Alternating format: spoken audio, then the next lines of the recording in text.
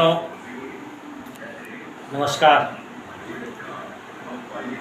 मैं डॉक्टर विनोद प्रसाद यादव अपने channel WhatsApp power की ओर से आप सबका हार्दिक अभिनंदन करते हैं, स्वागत करते हैं और आपसे आग्रह करते हैं कि आप हमारे चैनल को सब्सक्राइब करें, हमारे वीडियो को लाइक करें और अपने बहुमूल्य सुझावों से हमें लाभान्वित कर इस चैनल को महत्वपूर्ण बनाने की कोशिश करें।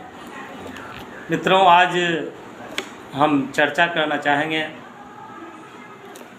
देश में कोरोना संक्रमण के कारण जो आज विषम परिस्थिति आई है, लाखों लाख लोग मौत के गाल में समा रहे हैं। सरकार, प्रशासन और जनता का क्या इस बिंदु पर विचार रहा है, क्या कार्य रहे हैं, इस पर आरएसएस प्रमुख श्री मोहन भागवत जी ने कहा है कि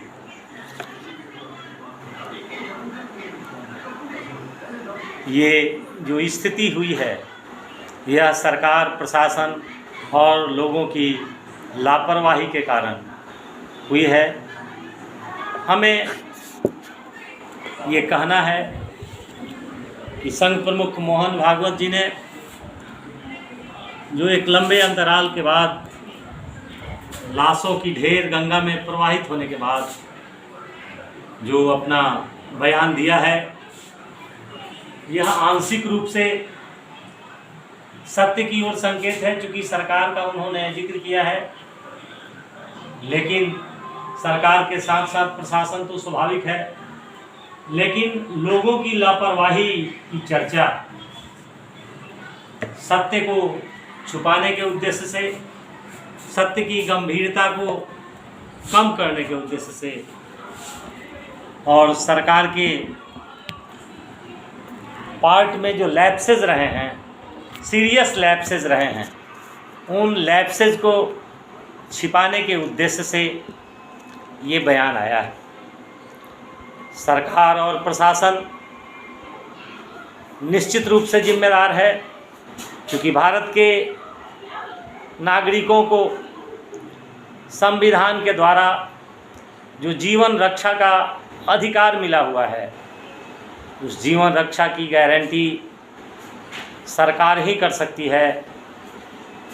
आम लोग सरकार के नीतियों, सरकार के निर्णयों से अलग हटकर अपने जान की रक्षा शायद अपने बल पर नहीं कर सकते। इसलिए जो मुख्य रूप से जहाँ तक कि जिम्मेदारी का सवाल बनता है, तो सरकार ने जो भी किया, जनता को प्रधानमंत्री श्री नरेंद्र मोदी ने जो भी आदेश दिया, जनता ने उसका अनुसरण किया। चाहे प्रथम चरण के कोरोना संक्रमण के दौर में सिर्फ 4 घंटा के अंतराल में बिना तैयारी के लॉकडाउन की बात रही हो, या उस लॉकडाउन में भी प्रधानमंत्री के निर्देशानुसार, उनके सलाह के अनुसार दीप जलाने की बात रही हो या थाली पीटने की बात रही हो, जनता ने बिना उसकी गंभीरता को, बिना उसकी आवश्यकता को महसूस किए प्रधानमंत्री के निर्देश का पालन किया, सहयोग किया। बावजूद इसके सरकार के द्वारा कोरोना संक्रमण को नियंत्रित करने के लिए जो आवश्यक कदम उठाए जाने चाहिए थे, उसमें निश्चित रूप से कमी रही। प्रथम चरण में भाग्य भरोसे उसकी गंभीरता कम होने के कारण लोगों की जानें उतनी नहीं गई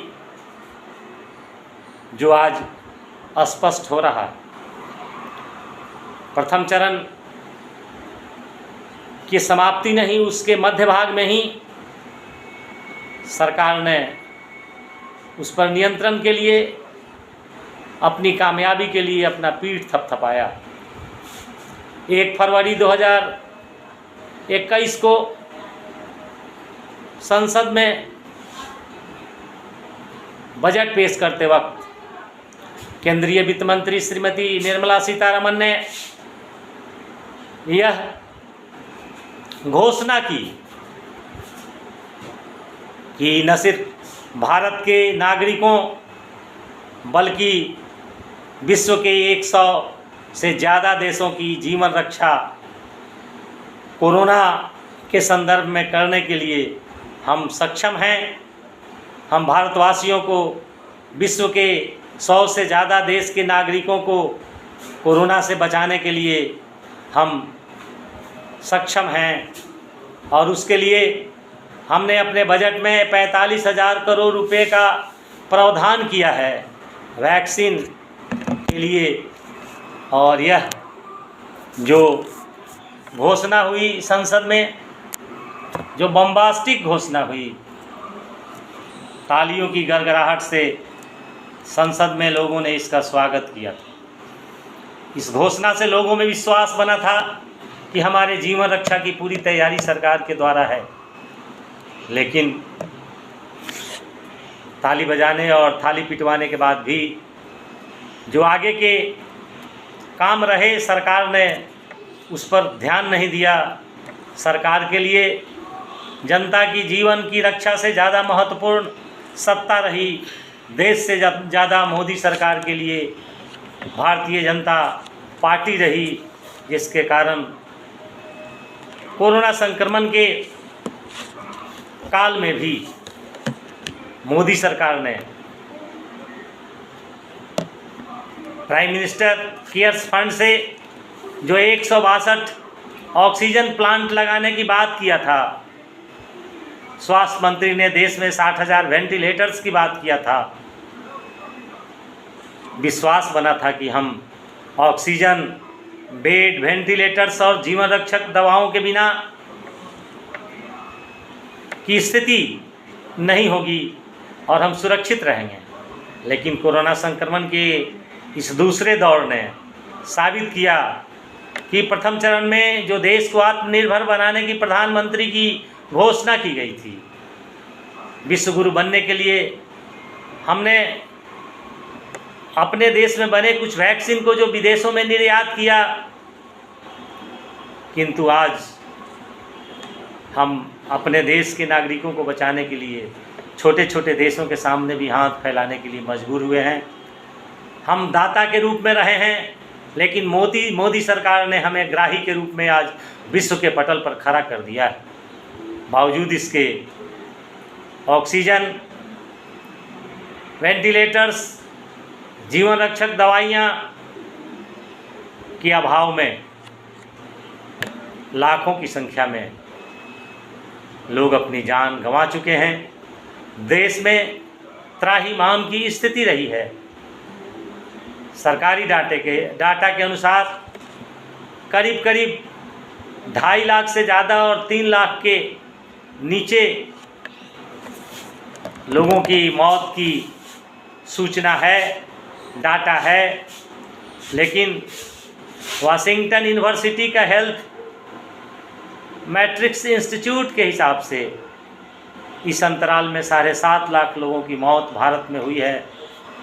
यह भी एक घोषणा है। यह हमारे लिए चिंता की बात है कि हमारी गणना के हिसाब से करीब 3 लाख और दूसरे देश की महत्वपूर्ण एजेंसियों के जो डाटा हैं उनके हिसाब से 7.5 लाख से ज़्यादा की मौतें सिर्फ सरकार की, देश और कुछ प्रदेशों की सरकारों की लापरवाही के कारण हुआ है। प्रधानमंत्री के लिए स्वास्थ्य सेवा, जो आपातकालीन स्वास्थ्य की स्थिति बन रही थी, उसमें भी प्रधानमंत्री के रूप में प्रधानमंत्री का काम इम्पोर्टेंट नहीं था, बल्कि पार्टी के नेता के रूप में देश के 5 राज्यों में होने वाले चुनाव में उनकी भूमिका को अहम बनाना था। और ख़ास करके देश के प्रधानमंत्री और गृह मंत्री का पश्चिम बंगाल विधानसभा चुनाव में पश्चिम बंगाल की सत्ता पर कब्जा करने के लिए देश की सरकार ने पूरी ताकत को झोंक दिया, पूरे संसाधनों को झोंक दिया। अपने दल के जो पड़ोसी राज्यों के कार्यकर्ता थे, आरएसएस से जुड़े हुए जो लोग थे, जो कोरोना काल में सेवा कार्य में भले ही कहीं नहीं दिखाई दे रहे हों, लेकिन जब राज्यों में या स्थानीय स्तर पर भी चुनावों की बात आती है तो वहाँ उनकी मौजूदगी, उनकी हिस्सेदारी बहुत मजबूती के साथ देखी जाती है। आरएसएस प्रमुख ने अपने स्वयंसेवकों को ये आह्वान नहीं किया कि संकट काल की स्थिति में हमें पूरी ताकत के साथ जाति, धर्म और क्षेत्र से ऊपर उठकर लोगों के जीवन बचाने में हमें अपनी ताकत को लगाना है। सरकार के बचाव में उनका बयान निश्चित रूप से आ गया है। देश के प्रधानमंत्री को बंगाल की सत्ता पर कब्जा कराने के लिए इस देश का चुनाव आयोग, जिसे संविधान के तहत 324 अनुच्छेद ने स्वतंत्र और निष्पक्ष चुनाव कराने के लिए एक स्वतंत्र संस्था के रूप में स्थापित किया है, वो आयोग भी अपने निष्पक्ष दायित्व को भूलकर सत्ता के पीछे दौड़ने लगा। जो बंगाल में होने वाले 8 चरणों के चुनाव की घोषणा से स्पष्ट हुआ। बंगाल की धरती पर कोरोना प्रोटोकॉल को तोड़कर प्रधानमंत्री और गृह मंत्री की सभाओं में बिना मास्क और 2 गज की दूरी बनाए हुए भीड़ को जुटाने में पूरा शासन प्रशासन और भाजपा पार्टी जुटी रही। उसी रास्ते पर वहाँ के दूसरे दलों ने भी कुछ काम किया। जब देश का मुखिया जिस रास्ते पर चल रहा हो, देश का प्रधानमंत्री जिस रास्ते पर चल रहा हो, राज्य की सरकारें कमोबेश अगर उसका अनुसरण करती हैं तो यह लाजमी है, इसे नकारा नहीं जा सकता है। अगर 22 अप्रैल को कोर्ट का इंटरफेरेंस नहीं हुआ होता, 23 अप्रैल को सुप्रीम कोर्ट ने जो सरकार के लिए फटकार और जो बातें कहीं, तब मुख्यमंत्री के साथ साथ देश के प्रधानमंत्री का नींद टूटा और बंगाल की सभा से अपने ध्यान को खींचकर देश के मुख्यमंत्रियों की बैठक, इनकी बैठक, उनकी बैठक करने का उन्हें सुध आया। बावजूद इसके 23 तारीख की शाम में इन्होंने 8-10 वर्चुअल रैलियां बंगाल के लिए की ही, जब हर रोज़ 1500 से 1600 लोग मौत के मुंह में समा रहे थे। ऑक्सीजन की कमी, बेड की कमी, जीवन रक्षक दवाओं की कमी, वेंटिलेटर्स की कमी के लिए पूरा देश तड़पता हुआ नज़र आ रहा था, त्राहिमाम करता हुआ नज़र आ रहा था। अस्पतालों में जगह नहीं, अस्पतालों में जगह की बात तो कम पड़ गई। जब श्मशान घाट में भी जगह लाशों को जलाने के लिए कम पड़ने लगा तो वह कितना हृदय विदारक दृश्य था, यह आप सबने देखा है। प्रधानमंत्री गुजरात से चुनाव लड़ने के लिए जब बनारस पहुंचे थे तो उन्होंने कहा कि माँ गंगा ने मुझे बुलाया है। जिस माँ गंगा ने प्रधानमंत्री को बुलाया था, उस माँ गंगा के बुलाने का क्या उद्देश्य रहा होगा, उसे भी प्रधानमंत्री ने नहीं सोचा।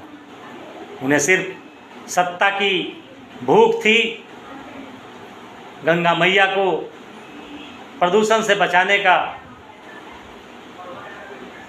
सफाई का कहीं कोई चिंता न रहा। जो गंगा मैया हिंदुत्व के लिए नीति और नियम रहे हैं, उसको भी दरकिनार कर जब लोगों ने लाशों को माँ गंगा की गोद में फेंकना शुरू किया, तो माँ गंगा को अपने सपूतों के लिए चित्कार करते हुए अपनी गोद में समाहित कर प्रवाहित करने के सिवा कोई रास्ता नहीं रहा। आज देश की यही स्थिति है। टीकाकरण के नाम पर जो कुछ भी हो रहा है, बिना तैयारी की घोषणाएं हो रही हैं, यह एक अच्छे शासन का सूचक नहीं है। देश की सरकार का ध्यान जन समस्याओं से ज़्यादा प्रदेशों में अपनी सरकार बनाने से, चाहे चुनाव के माध्यम से, या जहां चुनाव में सरकार हार चुकी हो वहां येन केन प्रकारेण अतिक्रम के द्वारा अपनी सरकार स्थापित करने का एकमात्र उद्देश्य ही इस कोरोना संक्रमण में 2.5-3 लाख लोगों का काल के गाल में समाने का मुख्य कारण रहा है। अगर सरकार ने शुरू से ध्यान दिया होता, गलतफहमी पालकर अहंकारपूर्ण तरीके से अगर नहीं चली होती, पक्ष और विपक्ष सबको साथ लेकर समस्या समाधान का प्रयास किया होता, राज्य सरकारों को भी विश्वास में लेकर चलने का प्रयास किया होता, तो लगता कि इस देश में सचमुच संघीय शासन में कोऑपरेटिव फेडरलिज्म की बात है। लेकिन वर्तमान केंद्रीय सत्ता कोऑपरेटिव फेडरलिज्म की बात जरूर करता है, लेकिन राज्यों के प्रति जो उसका व्यवहार है, जहां उसकी सरकारें नहीं हैं, चाहे कोरोना से संबंधित मामलों के मुद्दे पर हो या अन्य पर, केंद्र सरकार का दोहरा भाव, दोहरी नीति और स्टेप मदरली ट्रीटमेंट स्पष्ट परिलक्षित हो रहा है। ऐसी स्थिति में संघ प्रमुख जो मोहन भागवत जी ने कहा है कि सरकार, प्रशासन और लोगों की लापरवाही इस स्थिति के लिए जिम्मेवार है, तो मैं इससे डिफर करते हुए यह कहना चाहता हूं कि अगर इस स्थिति के लिए, इस भयावह स्थिति के लिए अगर कोई जिम्मेदार है तो सिर्फ वो सरकार जिम्मेदार है और उस सरकार की प्रशासन जिम्मेदार है। इस देश की जनता जो सत्ता के निर्देश पर गलत या सही जो भी निर्देश हुआ उसके पीछे दौड़ती रही है, हर नाकामियों को सहती रही है, बिना उफ कहे सुधार की उम्मीद करती रही है। बावजूद इसके लिए ये सरकार जीवन रक्षा के मामले में भी मरे हुए लोगों को अंतिम विदाई देने की भी, शवों को जलाने की सही व्यवस्था नहीं कर पाई। इससे बड़ा दुखद कुछ हो नहीं सकता है। तमाम कोरोना संक्रमण के कारण जो लोग इस दुनिया को छोड़ गए हैं, जिन माताओं की गोद सुनी हुई है, जिन बहनों के सुहाग उजड़ गए, उनके प्रति संवेदना व्यक्त करते हुए उन तमाम मृत लोगों के प्रति हम अपनी श्रद्धांजलि व्यक्त करते हैं और वर्तमान सरकार से उम्मीद करते हैं कि अभी भी वक्त है अपनी छवि के लिए लोगों की जान को कुर्बान नहीं किया जाए। लोगों को भय दिखाकर, सच्चाई बोलने से रोककर इस आपदा की गंभीरता को बढ़ाने की कोशिश नहीं की जाए। तथ्यों को छिपाने से समस्या का समाधान नहीं हो सकता है। तथ्यों को सामने लाकर, सच्चाई को सामने लाकर, जो डाटा है उसकी सही तस्वीर लोगों के सामने लाकर, विशेषज्ञों की राय और तमाम लोगों के सहयोग से ही इस समस्या का समाधान हो सकता है।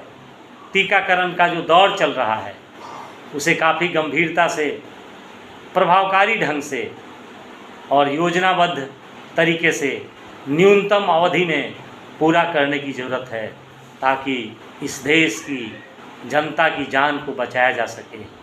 इस देश की 3 ट्रिलियन इकोनॉमी का जहाँ तक सवाल है, उसकी बर्बादी का कारण भी यही केंद्र सरकार है, जो 5 ट्रिलियन इकोनॉमी की बात करती थी और उस पर प्रश्न खड़ा करने वाले लोगों को निराशावादी कहती थी।